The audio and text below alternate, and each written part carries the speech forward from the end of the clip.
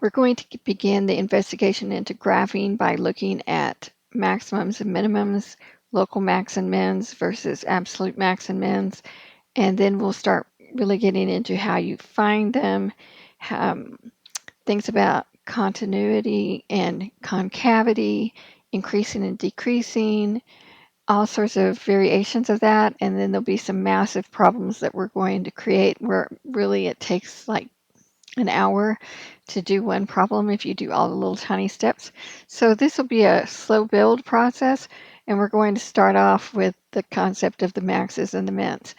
And this is going to be based on something called Fermat's theorem. And Fermat's theorem says if you have some function f, and if it does have a local maximum or a minimum, then at some point c, and this would be an x value. And if f prime of c, which is the derivative evaluated at that same x value, exists, then the derivative of x is equal to 0 at that point. Okay? Now, what we're going to talk about is that let's kind of talk about this concept of just some generic curve. And we can say that, here's x and y. Very bad drawing. All right. Now, if you look closely here, you can see that right in this vicinity, that point, say right here, is higher than the other points in that vicinity. Now, this point, let's call this point 1, is not higher than point 2, but point 2 is not in the immediate vicinity, and that'll be discussed later. But for this vicinity and this locale, right, this is a local maximum. All right, this is also a local maximum in its general area. Down here would be a local minimum. Here's another local minimum. Right? There is no absolute maximum or absolute minimum. An absolute maximum says there is no point higher than this anywhere along the curve, and this happens to have an increasing for the rest of its journey out to x goes to infinity. So there is no single y value, right, that is going to be higher than everyone because the next one is higher than the one before. Likewise, here's a lower one. If it looked like this,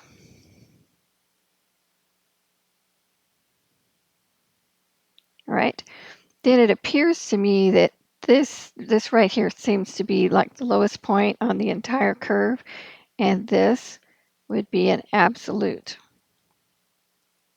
minimum because it's the lowest point on the curve. If these turned back down like, say here,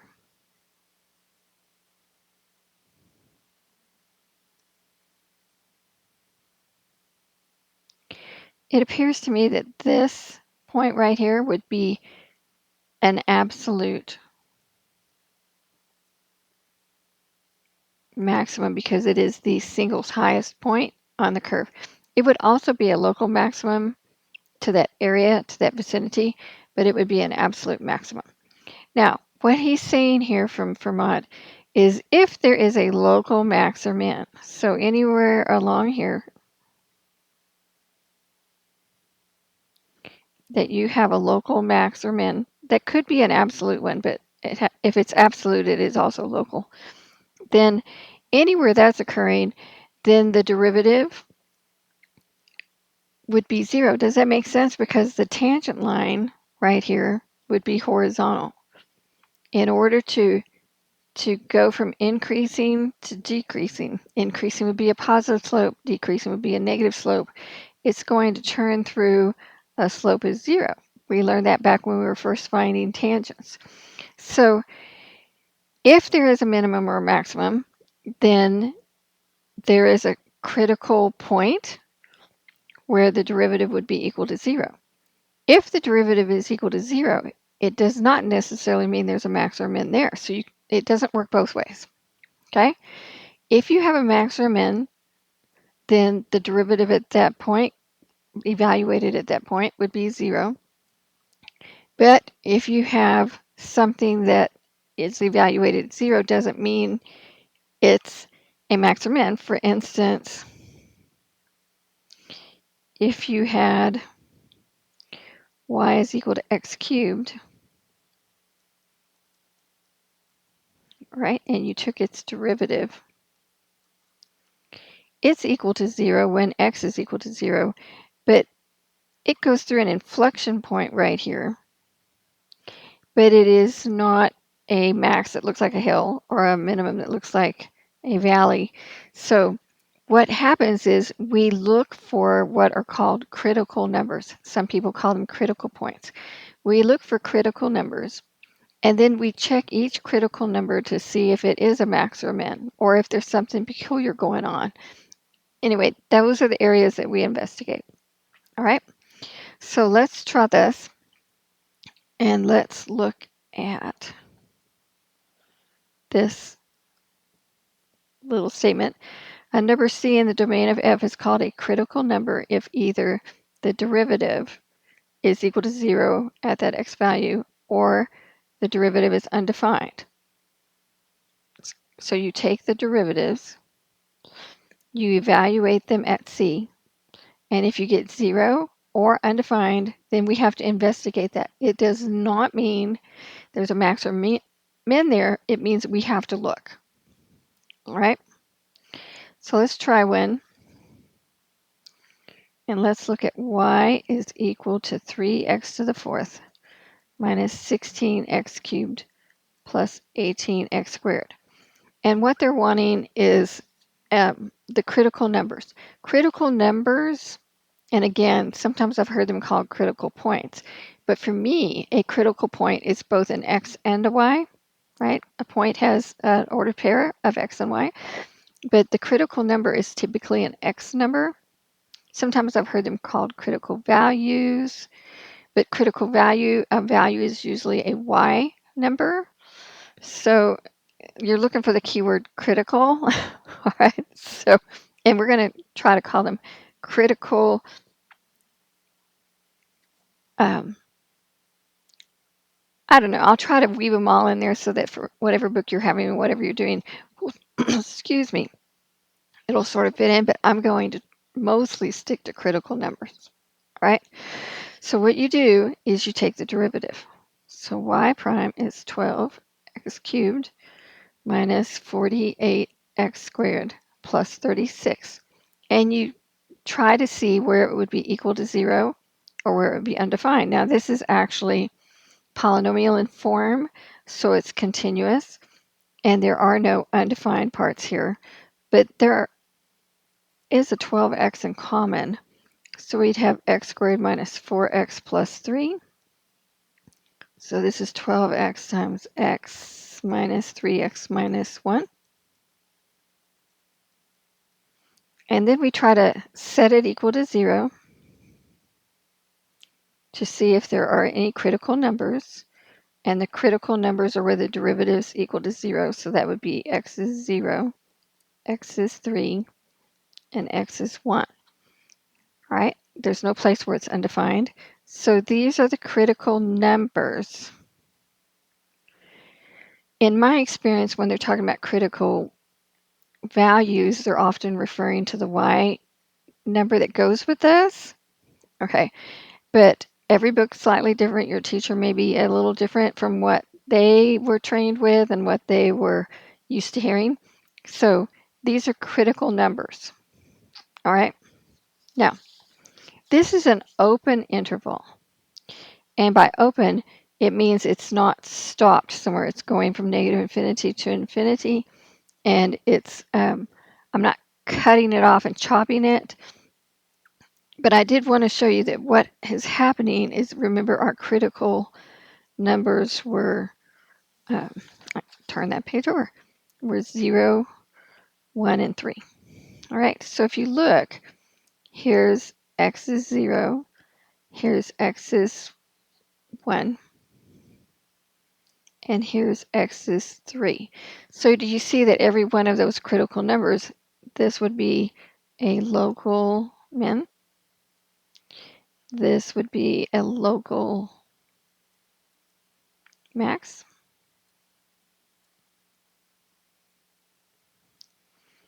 and this appears to be both a local min and an absolute min.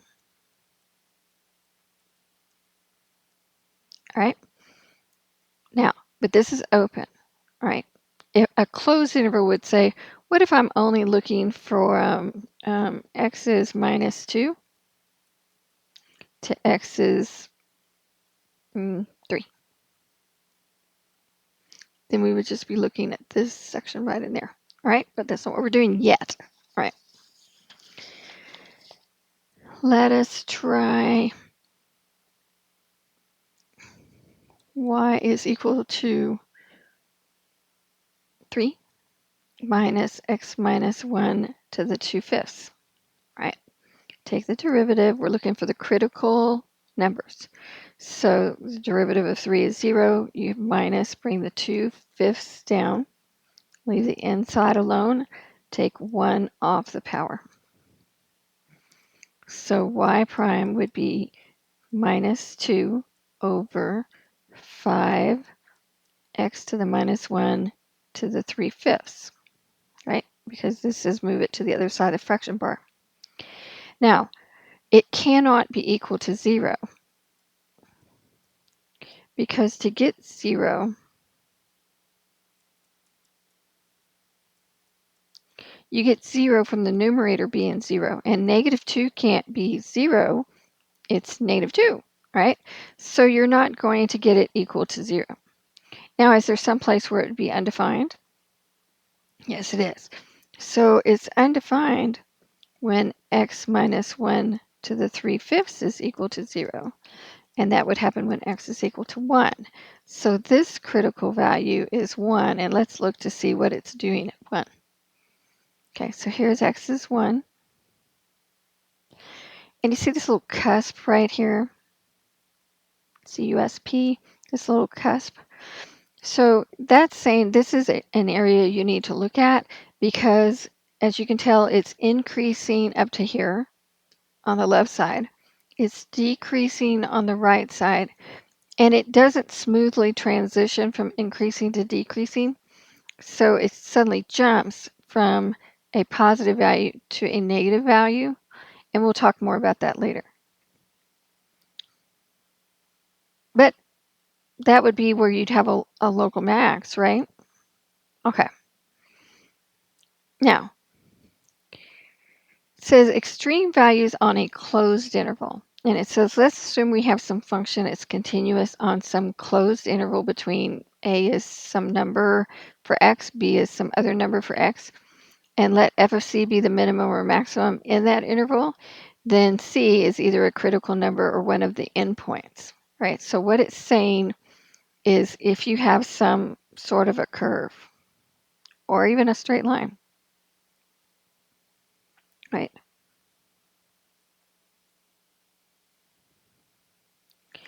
So if you just looked at an interval from here to here, there's no maxes or mins like the hills and the valleys, but this would be a max and this would be a min. So we're going to look for anything within the function drawing, and we're also going to look at the endpoints. So up until now, they just said find the critical values. This one's going to be a little different. And it's going to say if I have y is equal to x cubed minus 6x squared plus 5, and I am interested in it on this interval, and this is a closed interval, then what I have to do is find the critical points, critical numbers, sorry, that would yield critical points. And I'm also going to look at the endpoints when x is -3 and x is 5 to see what's going on. So the derivative would be 3x squared minus 12x. So the derivative is 3x times x minus 4. Now, it's not going to be undefined, but I could see where it's equal to 0. So it's equal to 0, and 4 is where the derivative would be equal to 0. So these are the critical numbers that we obtain from the function. Okay? These are endpoints that we have been asked to constrain this continuous function to this interval. All right? So when we check for maxes and mins in a closed interval, then what you're going to have to do is check the critical points you find from the function and the endpoints. So I'm going to be looking, and I like mine in order. Okay, so I'm going to look at minus 3. I'm going to look at 0. I'm going to look at 4. And I'm going to look at 5. So these two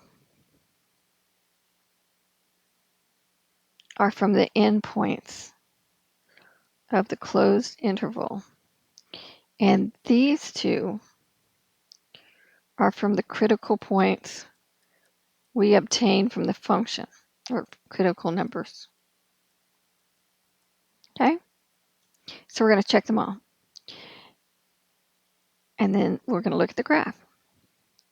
So when x is equal to negative 3, I need to find the y value. And I don't want the derivatives value. I want a point, a legitimate point on a graph.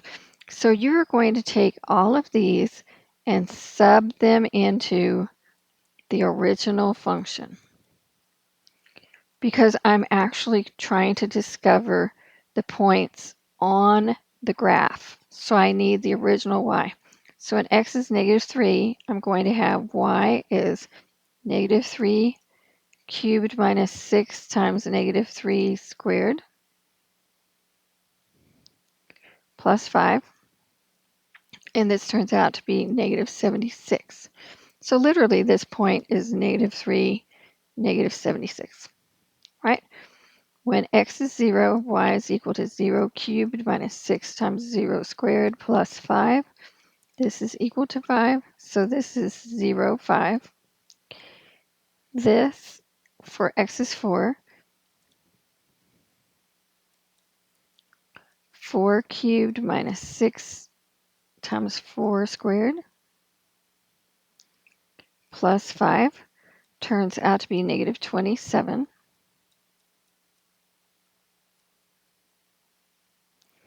And y is equal to 5 cubed minus 6 times 5 squared plus 5. This is equal to negative 20. So you have 5 and negative 20. All right. Now, this all goes back to your teacher and your book, mostly your teacher. All right. So this all goes back to what are they expecting, right? So if to them a critical point is a ordered pair of numbers, then these are points. Okay. If they're wanting to know the value, for some teachers, the value is the y value. And the location is what the x value is. So you have to listen to your teacher, ask questions, listen to what they're saying, get the verbiage down that they're using. All right. But what we're looking for is, look at the y values over here. Which one is the lowest? Isn't this minus 76 the lowest? So this would be the absolute minimum on this interval. Not necessarily the minimum for the entire function. It could be, right? But it's the minimum for this interval.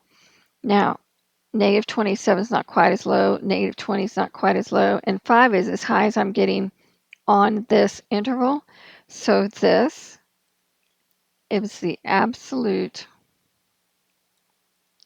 maximum on this interval, not necessarily the entire function. So if you look here, right? -3 and -70, because remember we're only looking from -3 to 5. So we're only looking from -3, which is about right in here, to 5, which should be right in here. So we're looking at this interval. So -3, -76 is somewhere right around here. Now it is not the lowest point on this curve because this curve appears to go down forever, but it is the lowest point on my interval, right? And then 0, 5 is right here. And for the entire function, there doesn't appear to be an absolute maximum because it appears to be going on forever this direction, but it is local to this area, but on the closed interval, it is the absolute max. Because when they say, I only want to see this interval here, they're saying we are not going to even discuss anything outside that interval. So the rest of this does not exist, and we are only going to look at this portion of it as if that's all it drew. So if that's all you got, those would be your absolute maximums and minimums. Let's do another. So if you have y is equal to x minus 4x over x plus 1 on the interval from 0 to 3, right? I need to, now there's several different ways you can do this, right? You can take the derivative as it sits, so that y prime would be 1 minus, and then you would have the bottom times the derivative of the top minus the top times the derivative of the bottom over the bottom squared, and then you would combine it down to one fraction, right? Or you can combine it to one fraction now, and you would have x squared plus x minus 4x over x plus 1 by combining these together, all right? And then take the derivative. It does not matter which direction that you go, but what's going to happen is at some point, right, you have to end up with a fraction, and it gets down here to where y prime is x squared plus 2x minus 3 over x plus 1 squared. You pick the route you want to take and get down to here. All right? Now from here, your critical numbers turn out to be, well, let's factor it.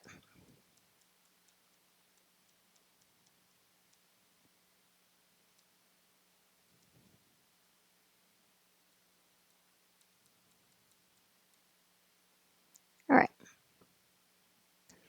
Now, from here, your critical numbers would be where it's equal to 0, and you get 0 from the numerator, and so this would be minus 3 and 1, all right? You also get it from where the denominator is equal to 0, where it's undefined. So where is this equal to 0? At minus 1. All right, now these are the critical numbers.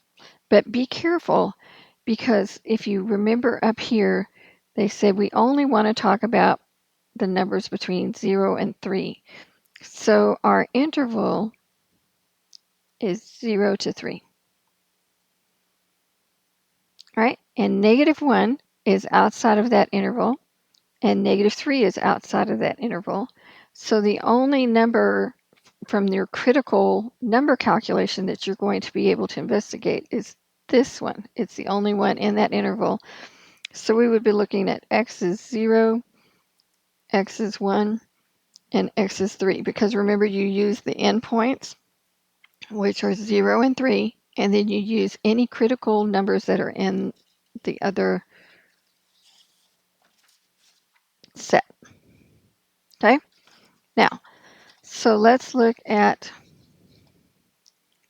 what I would get, and to find out what your values are, you're going to substitute them into the original function. And the original function was y equals x minus 4x over x plus 1. So for 0, you get 0 minus 4 times 0 over 0 plus 1 turns out to be 0.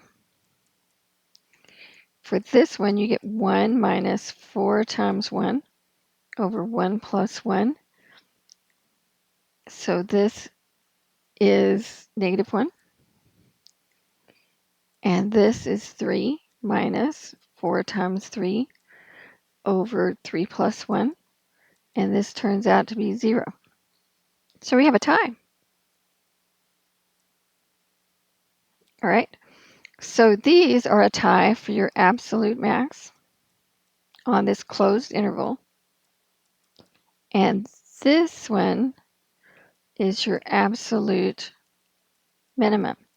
Now, if they want just the value, or the critical number, these are your critical, well, let me take that back, what I just said.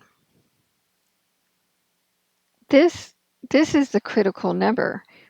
These are endpoints, but they are crucial, I guess would be a good word, for our calculation if it's on a closed interval. So 0, 1, and 3. So if you look here, here's x is 0, 1, and 1, 2, 3. Because we're only looking from here to here. So these two are the highest point in that interval, and this is your lowest point. So this is the min, and these two are the maxes. All right, let's just try one more. So we have y is equal to 2 cosine x plus sine 2x. And we want to talk about the interval from 0 to pi over 2. So we're going to stretch your trig brain here a minute. All right. Now, do you see how I have two trig functions here? You know, a cosine and a sine. And somewhere down the road, we're going to try to get it equal to 0 or see where it's undefined. So it might be helpful if we got it in terms of the same trig function, right? But I'm going to go ahead and take the derivative first. You can do it now or you can do it later. So the derivative of 2 cosine x is minus 2 sine x.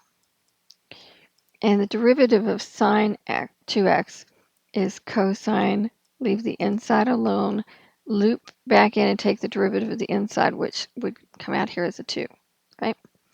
Now, there's a double angle cosine formula. There's actually a couple of different versions, and I can change that out and have 2. And the cosine of a double angle is 1 minus 2 sine squared x without the doubled, all right? So this turns out to be minus 2 sine x plus 2 minus 4 sine squared x. So I can factor out a minus 2 and have 2 sine squared x plus sine x minus 1. So this would be minus 2 times 2 sine x sine x. And what multiplies to 1? Well, thank goodness it's 1. And this one would be plus and this would be minus. And what I'm going to do is see where this is equal to 0. So you would say, where is 2 sine x equal to minus 1 equal to 0? I was almost going to move it over and start solving it. So where is sine x equal to 1/2? And where is sine x plus 1 equal to 0 when sine x is equal to negative 1? So let's think about this, all right? And let's go back up here for a second. This 0 to pi over 2, this is quadrant 1, all right? So where in quadrant 1 is sine x equal to 1/2? And let's not do degrees, all right? So x would be pi over 6, right? And where is sine of x equal to -1 in quadrant 1? Are you thinking? All right. So remember, there's a couple of things. Sine looks like this, and it hits -1 down here, which is 3 pi over 2. And if you remember, in quadrant 1, which is right here, sine is always positive. So this may be true mathematically, that sine of x is equal to -1 at 3 pi over 2, but that is not in our interval. So this one's not going to help us, right? So I've got my I've got my pi over 6 from my critical number. And I've got my endpoints. So I'm going to check out what's going on at 0, pi over 6, which is my critical number that I calculated. And my pi over 2 and the 0 and pi over 2 were chosen for me by the restrictions. So y turns out to be 2 cosine 0 plus sine of 2 times 0. Remember, you check it into its original function, and this turns out to be 2. Y is equal to 2 cosine pi over 6 plus sine of 2 times pi over 6. And I'm going to work this one out just a little bit. I hate going sideways, but that's what we're doing. So this would be 2 times the cosine of pi over 6 is square root of 3 over 2 plus square root of 3 over 2. So when you clean this up,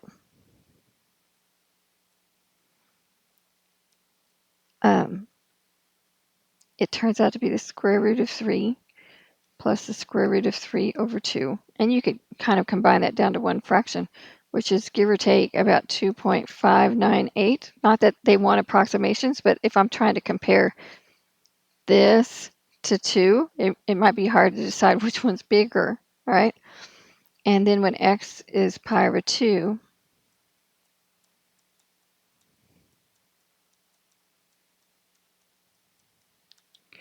you get 2 times 0 plus 0, so this is 0. Definitely 0 is bigger, less than these, so this is my absolute minimum. Now this is, one more time, not the absolute minimum for the entire function necessarily, okay? It's just the absolute minimum for this interval from 0 to pi over 2. Remember, we're only looking at that section as if that's all it has. And 2.598 is bigger than 2. So this, some version of this, not the approximation, is going to be your absolute maximum, occurs at x is equal to pi over 6. Okay, so it occurs at x is equal to pi over 6. Its value is the square root of 3 plus the square root of 3 over 2. Or you could say it's 2 square root of 3 plus the square root of 3 over 2, right? That's a common denominator. So this turns out to be 3 square root of 3 over 2. So you could have ordered pairs that go pi over 6, 3 square root of 3 over 2, and pi over 2, 0. All right? So it all depends on how they're asking. Are they asking for points, which I would say is these ordered pairs right here? Are they asking for where it happens? That typically means x. If they ask you for the value, a lot of times that means y, but it depends on how your teacher's phrasing this. And let's look over here, and I actually labeled it for you. Okay, so we're going from 0 to pi over 2. We're only looking at this section right in here. And this, see how your points compare? This is your absolute max up here, right? And this is your absolute min for that interval, right? It's not true for the whole function. It's just for that interval. So this is the lowest point in that interval. This is the highest point in that interval. Now, I hope that helps you to see kind of what they're talking about critical numbers. Please listen for what your teacher's saying and read your book, okay, about whether they're calling them critical values, critical numbers, critical points. They all kind of mean the same thing. Take the derivative and determine where it's equal to 0 or undefined.